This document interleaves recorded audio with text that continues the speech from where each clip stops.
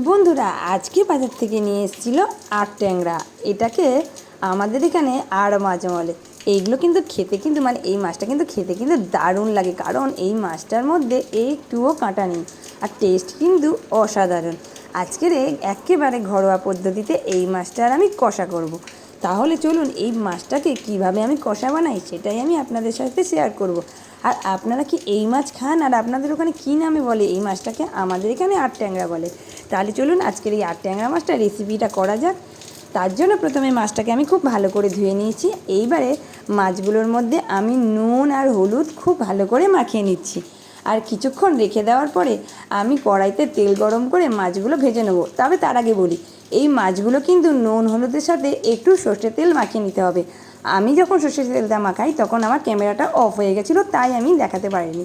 কারণ এই ট্যাংরা মাছটা কিন্তু প্রচণ্ড পরিমাণে তেল ছিটকায়, তাই এই মাছটা ভাজার আগে যদি একটু সর্ষের তেল মাখিয়ে নেওয়া যায় তাহলে কিন্তু তেল ছিটকানোটা একটু কমে যায়। আর এইটা ভাজার সময় কিন্তু লো ফ্লেমে ভাজতে হবে, কারণ হাই ফ্লেমে দিলে প্রচণ্ড পরিমাণে তেল ছিটকাবে।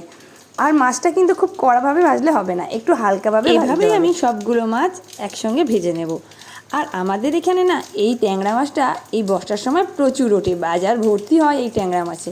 আর যেহেতু এই ট্যাংরা মাছটা কিন্তু খেতে অসাধারণ লাগে, তাই আমিও আজকের বাড়িতে বললাম যে আমার জন্য একটা ট্যাংরা মাছ নিয়ে এসো, তাই আজকে নিয়ে এসেছিলো। এই ট্যাংরা মাছগুলো দেখতে কিন্তু অতটা ভালো নয়, কিন্তু খেতে কি বলবো, আপনারা যদি একবার এই রেসিপিটা বানিয়ে খান তাহলে বলবেন সত্যিই ট্যাংরা মাছের টেস্ট আছে। এইভাবে প্রত্যেকটা মাছ আমি ভেজে নিলাম।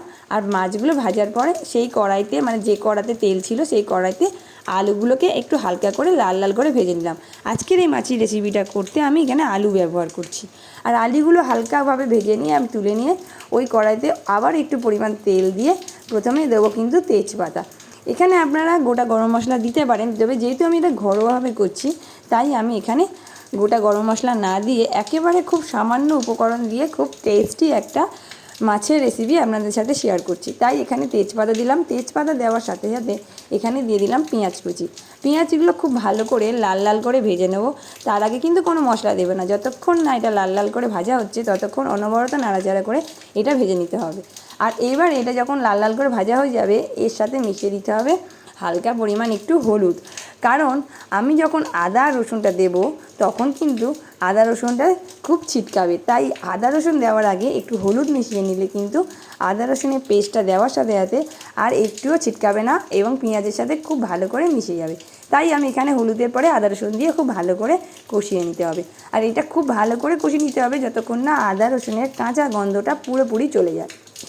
এরপর একে একে গুঁড়ো মশলা দিয়ে দিতে হবে। গুঁড়ো মশলাগুলো হলো লঙ্কার গুঁড়ো, আর দেবো মিট মশলা, আর দেবো কিন্তু এখানে জিরে গুঁড়ো। বাস এইটুকু মশলা দিয়ে আমি এখানে রান্নাটা করব। আর কিছুই দেবো না। এখানে আমি একটু কাশ্মীরি লঙ্কা ইউজ করেছি, আপনারা চাইলেন এমনি লঙ্কাও ইউজ করতে পারেন। আর এখানে অবশ্যই করে দিতে হবে হালকা একটু জল, যাতে মশলাটা একটু পুড়ে না যায়। সব কিছু উপকরণ খুব ভালো করে মিশিয়ে যখন কড়াইতে এইভাবে মশলা থেকে তেল ছেড়ে আসবে, এইবার ভেজে রাখা আলুগুলো কিন্তু মিশিয়ে দিতে হবে, দিয়ে আবার খুব ভালো করে কষিয়ে নিতে হবে। রান্না কিন্তু ভালো হয় এই মশলা কষার ওপর, তাই ভালো করে মশলা কষা না হলে কোনো রান্নাই টেস্ট আসে না। তাই মশলা অল্প দিন আর বেশি দিন মশলা কষাটা কিন্তু খুব ইম্পর্টেন্ট। তাই খুব ভালো করে মশলা কষিয়ে আলুর সাথে আবার বেশিক্ষণ ধরে মশলাটা কষিয়ে নিলাম, মিনিমাম 5-7 মিনিট। এরপর নিয়ে দেবো স্বাদ মতন লবণ। লবণটা দেওয়ার পরে আবার ভালো করে মিশিয়ে নিয়ে এবার দিয়ে দেবো পরিমাণ মতন জল। জলটা দেওয়ার পর কিন্তু আর কোনো মশলাই এর মধ্যে দেওয়া যাবে না, পুরোপুরি লো ফ্লেমে নয় হাই ফ্লেমে এটাকে সিদ্ধ করতে দিতে হবে। আমি এখানে 2 বাটি জল দিলাম। আর এখানে গ্রেভিটা কিন্তু খুব পাতলা করব না, একেবারে ঘন করব, তাই এখানে জলের পরিমাণটা খুব বেশি দিইনি, জাস্ট আলুটা যতটা সিদ্ধ হবে সেই অবধি দিয়েছি। আর এখানে অবশ্যই করে একটা কাঁচা চেরা কাঁচা লঙ্কা দেবেন। কাঁচা লঙ্কার একটা ফ্লেভার থাকে যেটা তরকারির স্বাদটাকে বাড়িয়ে দেয়। আমার তরকারির এখানে কি হয়েছে, জলটা প্রায় কমে এসছে। আর আমি এই অবস্থায় আমি মাছগুলো দিয়ে দেবো। ভাজা মাছগুলো দেওয়ার পরে আবার কিছুক্ষণ লো ফ্লেমে কিন্তু অনবরত ফুটতে দিতে হবে। আর লো ফ্লেমে ফুটতে দেওয়ার পরে এই মাছের সাথে যখন গ্রেভিটা খুব ভালো করে মিশে যাবে তখন কিন্তু এর ওপর থেকে দিয়ে দিতে হবে গরম মশলা গুঁড়ো। অবশ্যই করে দিতে হবে গরম মশলা গুঁড়ো, কারণ গরম মশলার টেস্টটা এই তরকারির টেস্টটাকে বাড়িয়ে দেয়। এইবারে কি আর কিছুই দিতে হবে না। এবার যতক্ষণ গ্রেভিটা একটু কমে আসবে ততক্ষণ লো ফ্লেমে এইভাবেই অনবরত রেখে দিতে হবে। বাস দেখুন আমার গ্রেভিটা মানে আমার মাছের তরকারি গ্রেভিটা কত সুন্দরভাবে কমে এসছে আর কালারটা কত সুন্দর এসছে। খেতে যেমন অপূর্ব, দেখতে কিন্তু অসাধারণ। আপনারাও একবার এইভাবে মাছের রেসিপিটা ঘরোয়াভাবে করে খাবেন আর আমাকে অবশ্যই কমেন্ট করে জানাবেন এই রেসিপিটা আপনাদের কেমন লাগলো।